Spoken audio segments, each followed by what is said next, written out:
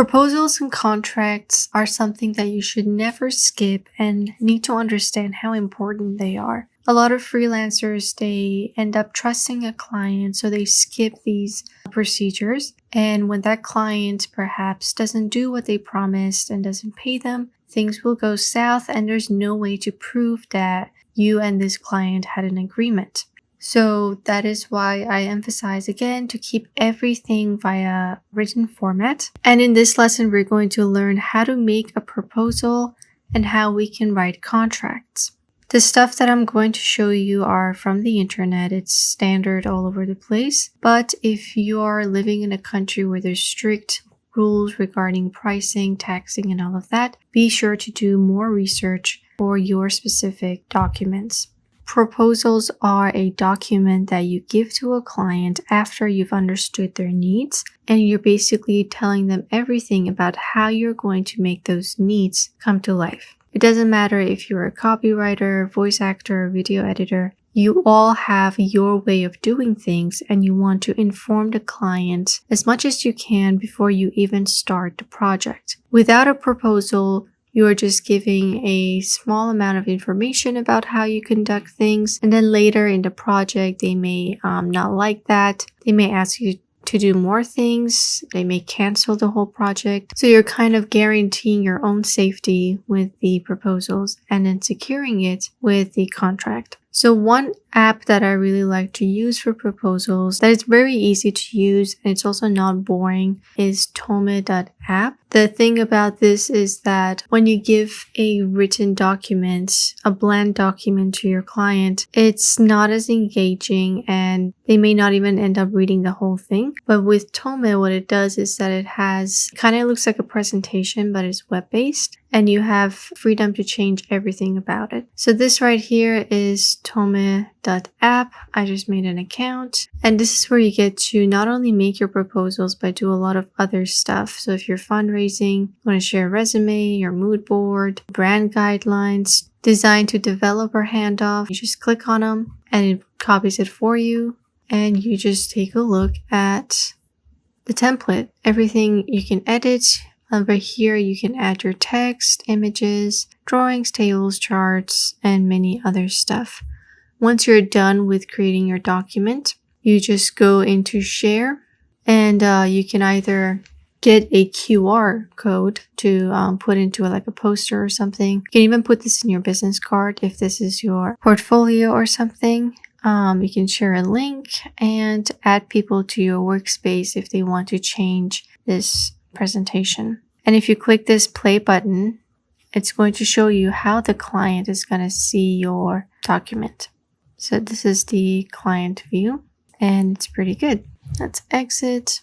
Now for the purpose of this lesson, we're going to focus on a document that showcases your services and the prices for them. So I'm not going to focus too much on portfolios and whatnot because you would have that on Fiverr and if not on another website. So this is an example of a services document. I kind of removed these specifics, but you would put in a logo if you have one, a photo of yourself if you don't, the name of your company or your full name. And then we have table of contents for your client to know what they're getting at. Then we have an about and contact me page. Here you would want to give your clients a little bit of an explanation about what you do and then have an email for them to reach out to or fill out a form. And then over here you want to put your portfolio. Next, you're going to tell them about the list of services that you do. Even if they only ask for one of them, it's good for them to know that you can also do some other things that they may want in the future so they don't go to another freelancer. They just stick with you. So anything that you do, you would put it here. Maybe you can put your work sample. And here you would go more in depth.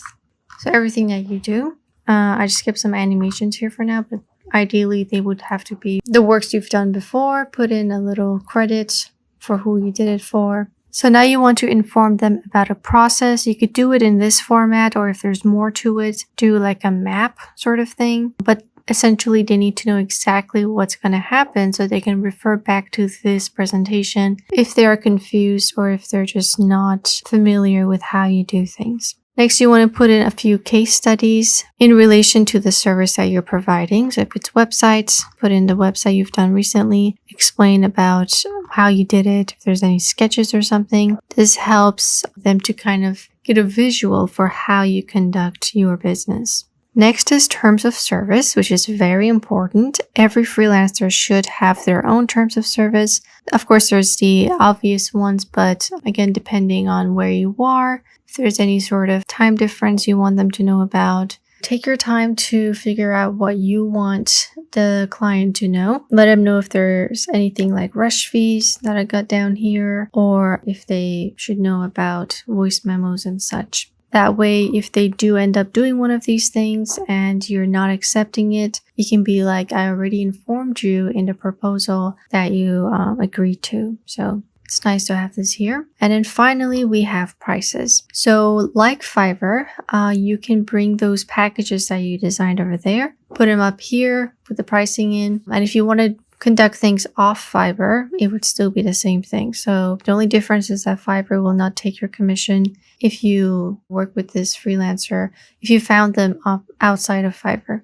However, I believe Fiverr is very sensitive about taking clients that you found on there and then taking them out of the Fiverr platform. So avoid doing that. I think they are monitoring the chats and everything. So if you find someone on Fiverr, keep everything on that platform. But if you found someone outside of Fiverr, there's no need to bring them on there unless you want to perhaps boost your profile and get more reviews. Explain everything in the packages in depth. If there's any concerns or so, you want to put that at the bottom. Then finally, if you want, you can have additional costs and fees. I got a few over here that's applicable to design and any sort of media production, but it may be different for each industry. So rusher's fee is definitely something that you should put in there. And then just like Fiverr, we have extra stuff that if they wanted to, they will be charged for, and they need to give you a few days to do it. This is a personal slide, so tell them about you as a freelancer, as a person. Maybe you can list your hobbies, where you studied, and stuff like that, just to gain their trust. You want to tell them that you're a person, you're not some company, you're not just a logo, and they can connect with you, and you will be understanding of their demands on another level. So once we have this, as we said, you share it. We put the link in the email and maybe the QR code if you want to make a business card out of it. So send a proposal to the client via email, and you would be basically telling them that this is my terms. If they have any question, they should reply to that email. Any problems about cost or the time frame, this is the time for them to address their concerns. Because once they sign the contract, they're basically saying that they're okay with everything you told them. And this method can be used for any sort of freelancing. On Fiverr, you kind of have the proposal made out for you. But I still want to share these with you guys just because you may want to have Fiverr, Upwork, and some other ways of income as a freelancer. Because when you first start out, one source is not enough. All right, so that was the proposal. Now let's look at a contract. Again, I'm relying on the contracts available on the internet, the standard form, but be sure to read every part carefully, and if needed, alter it according to the laws in your country or place. For example, the United States has very strict tax laws, income tax laws, so you cannot apply something from Europe for the United States because they have different rules. So make sure that you check that or address it in the search bar when you're looking for a template. So this is a very popular template for graphic design. It is applicable to other sorts of media work. If you're an editor, photographer, you could still use this. You can also look for copywriter contract template, or just look up for freelancer contracts and add the specifics yourself. So I downloaded this, it's free, and this is what it looks like. I have it open on Adobe Acrobat. So it's talking about the different parties. Each time you would make a copy from this document, put in their name, the address, and whatnot. And then here is where you are going to deliver the services. So exactly what they asked for and you agreed upon, you put them up here. The deadline will be here. And if there's any sort of expenses, fees, put it here. Right here, you need to address the country that has the governing law. So that's why it's important. And then there's you and the client. You read everything, you sign it off, and then you're officially ready to go. Fiverr does not have contracts in this extent. Try to make your way of communication on the chat as thorough as possible. So bullet points and constant check-ins is very helpful for your case in case things go wrong. Let's look at some other contracts and see where we can get them. So now we're searching for a web design. PandaDoc has one. So this is for web design, and there's also a way for them to sign it online and you will be notified. So every project that you do, no matter how small or how big it is, make sure that you have these two at hand. The proposal, you would have to make it once and then make copies and just alter it according to that project. The same thing with the contract. Once you have the base, you're just changing the different areas to your client specifications. And that way you're secure and good to go. Now that you know how to talk to clients, manage your time, work with deadlines, it's time for you to start getting out there and finding your next client on Fiverr and on other platforms so you can start making additional income.